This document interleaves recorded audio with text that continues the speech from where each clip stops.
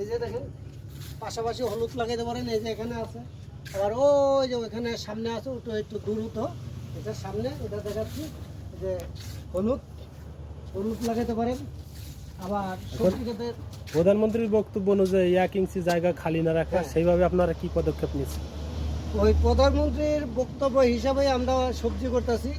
এই 1 ইঞ্চি জায়গা, এই যে আমাদের এখানটা, এই যে দেখেন এই যে জমি চাষ করা হয়েছে, এখানে ধান লাগানো হবে, বুড়ো করা হয়েছিল, বুড়ো কাটা ওখানে আমন ধান হবে, আমনের পরে আবার শস্য বপন করা হবে। আবার দেখেন এই যে দেখেন এই যে ধান ক্ষেতের সাইডে পেঁপে গাছও লাগানো হয়েছে। এই যে আবার লাল শাকও ফেলাইছি। আপনার জায়গা থাকলে সব সবজি আপনার আবাদ করা যায়, কিন্তু খালি রাখলে লস। খালি রাখবেন না, খালি রাখলে আমাদের দেশে যত উৎপাদন হবে এত দাম কমবে। উৎপাদন হবে না, দাম কমবে না।